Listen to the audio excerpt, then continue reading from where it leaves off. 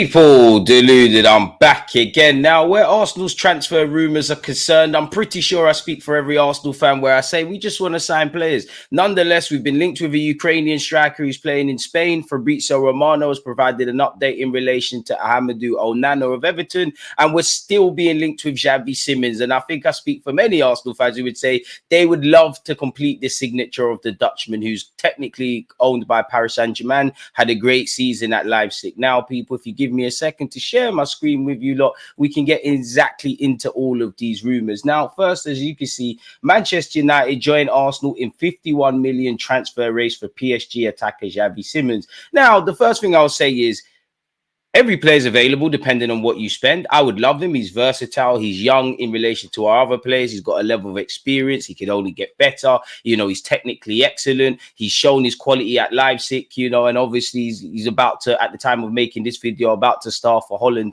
in the Euros campaign. Now, PSG, if they're going to sell him, it's got to be reluctant. I think he's a player they need to start their rebuild, their post-Kylian Mbappe rebuild, where obviously they've got stars and egos, but it's not quite Kylian Mbappe or Neymar sort of saga. Now, he's going to be linked with Man United. He feels a lot of areas like at Arsenal that, you know, they need. Obviously, the Dutch links over there as well probably make sense. And I think not just Arsenal and Manchester United, everyone's going to be interested. You do hear if PSG are to depart with him, it would only be on a temporary basis on loan. Apparently, Man United have joined Arsenal in this summer's fiercely contested transfer race for Paris Saint-Germain winger Xavi Simons. We all know he came through at La Masia. People had great loan spells at PSV and obviously Leipzig. PSG did trigger the buyback clause in his PSV contract, which, boy, I wish they didn't. Apparently, according to L'Equipe, once again, Simons' future remains uncertain and nothing has been decided between the youngster and PSG. Simons will become a PSG player again on July the 1st, although it's unlikely the youngster will return to training with the Liga giants with immediate effect. It's claimed there are 3 options available to the 21-year-old ahead in the summer transfer window: a reintegration back into Luis Enrique's squad, a sale, or another loan. You couldn't rule out him going back to Leipzig on loan. I would love him to sign for Arsenal. And again, I can't understand why PSG don't want to integrate him unless he's made it clear, listen, I don't want to be there. The report suggests Simons plans to communicate his preference once the Euros 2024 campaign is over, with Arsenal, Manchester City, Manchester United and Bayern Munich all said to express their interest. Now, Man United, historical big club, Arsenal the same, plus obviously we're leaders of the new school in terms of this youngster project. Bayern Munich is Bayern Munich, and who wouldn't want to play for Manchester City with what they're accomplishing? And obviously of a young player, Pep Guardiola, generational coach, arguably the greatest modern day manager that's ever been. But we've seen it there. His future isn't going to be decided until after the Euros, when that is for Holland, whether they make the finals or go out in the group stages. So I'm very pessimistic on transfer rumors anyways, but you could see why potentially. So there you have it, people. All clubs have expressed interest in relation to personal terms, bidding, communicating to the player, getting that done. It's not happening anytime soon. It's claimed the new loan is the most likely hypothesis, given the large proportion of the sum from a permanent transfer will go to PSV rather than PSG, due to an agreement they reached last year. And it's not in the Parisians' best interest to sell at this stage. He's an appreciating asset. He has a contract until 2027, so we'll have to see. The man himself said, I will make a decision after the European Championships and a short break. I want to be focused on the tournament because that is my current priority. And afterwards, already we'll speak with PSG. I mean, Xavi Simons, come to, I was about to say Highbury, come to the Emirates, Timber, chat to him, and make sure you're chatting to Jarrell Hattel for next year as well. You and Sesko 2025, 26, you lot need to be at the Emirates, people. But moving away from that, once again, that's where we're at with Xavi Simons. Once again, crucially, the French side do not intend to sell the player this summer and will most likely loan him out again, allegedly. Apparently, Arsenal asked for info on Artem Dovbyk. I cannot pronounce his name. Forgive me for mispronunciation. Among the names of the list to strengthen the attack. Now, he's been one of La Liga's best strikers. He's been one of Girona. I didn't say Genoa for once. Girona's best kind of players, and he's been linked with Atletico Madrid as well as many clubs. Naturally, it's easy to link Arsenal with a striker, like with Sesko. That didn't happen. You've seen links re-emerge where where Zertsky's concerned, Gyökeres, even Ivan Toney, Osimhen, and now him. I'd imagine we've ran the rule over him, you know, a bit like what Garassi we covered in another vid. I'd imagine we've ran the rule. Obviously, if we're looking for a striker or contemplating bringing in a striker to upgrade, then we're going to look at all strikers across the world, essentially, people, much less someone who's been, you know, a very good signing for Girona, especially as, you know, they were one of the most informed sides in La Liga. It's a shameless promotion, but for you lot, go and check it out. And let me hit the like button. Go and check out this vid 2 weeks ago. I actually did a scouting report on him. He has been called the Ukrainian Haaland, which I'd stay clear from calling people such, but go and check that out, people. Keeping up the theme with PSG, Arsenal, and Manchester United, João Neves is a central midfielder who, like Xavi Simons, is, you know, currently preparing for his Euro campaign with Portugal. He done very well at Benfica. We've heard numerous reports that Arsenal are being linked with him and eyeing up a move for him. Romano has said PSG are showing concrete interest in João Neves, one of the players high on the shortlist, not the only option. As Fabrice Hawkins has reported, allegedly PSG like him. Arsenal and Manchester United have monitored him for months, but crucially, Benfica are insisting on his 120 million euros release clause. So if you're not activating that or getting near it, it's fair to say that's a myth.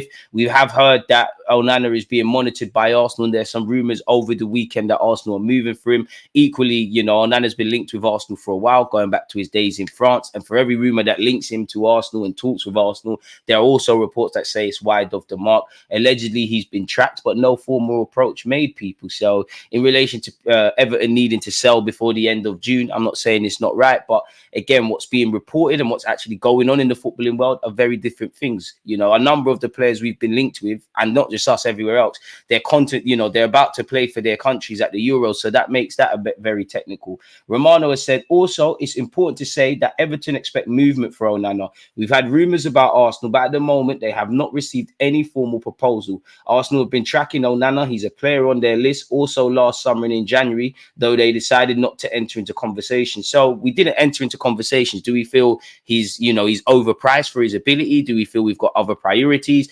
Do we have an admiration for the player and he's not necessarily the top target? Who knows? But allegedly Arsenal keep monitoring Onana, but at the moment there's nothing in terms of direct contact, so let's see what happens. But for Everton, the expectation is for some clubs to move for the Belgian midfielder. So that just imagine that's nothing really. They just expect bids and offers and conversations. A bit like at Arsenal, we would expect, you know, some sort of level of interest in Nketiah, Reece Nelson, Smith Rowe, Aaron Ramsdale, and the list goes on really. So I wouldn't mind Onana at the carpet. Apparently some reports as well this week with Ornstein said Reece Nelson has communicated he wants to assess all his options. In my opinion, the 24-year-old needs to go and get football. Crystal Palace have begun talks with some of their targets to replace Elise, who's been linked with Chelsea.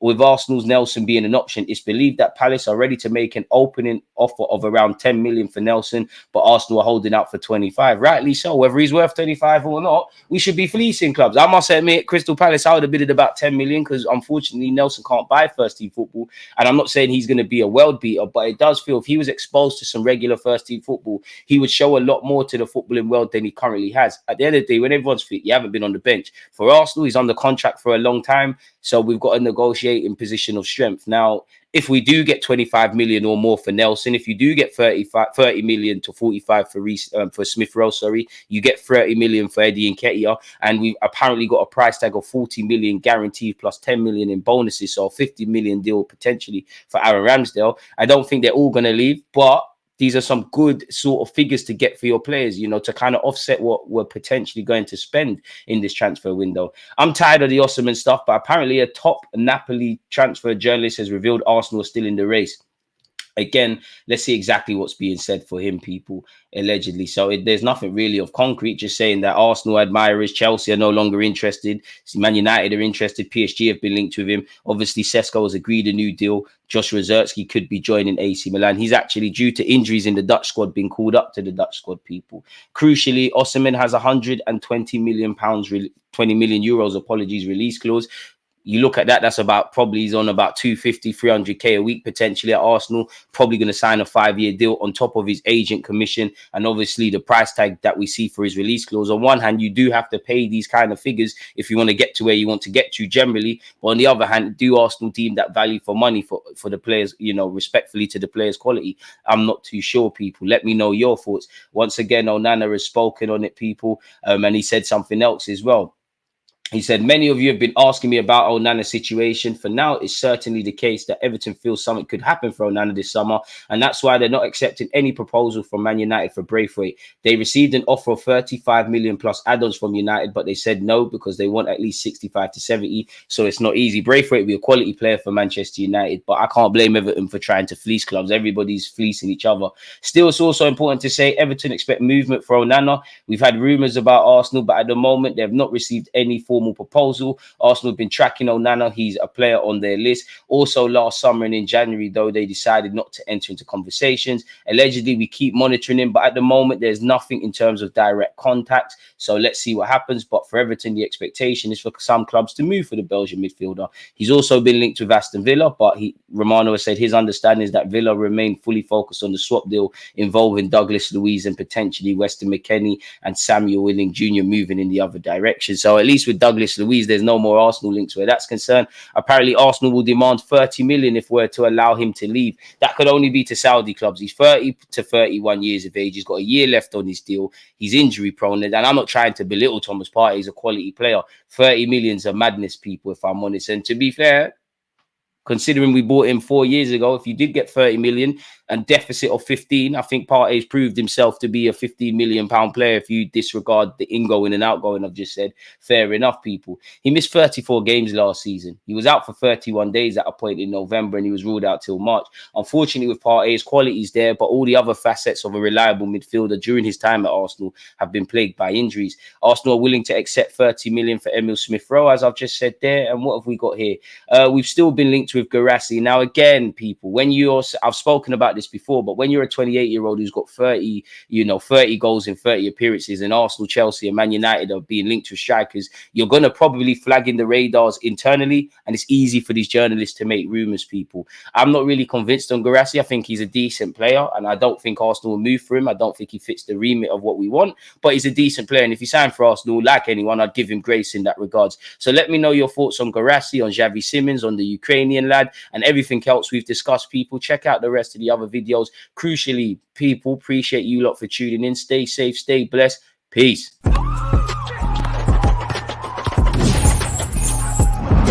Always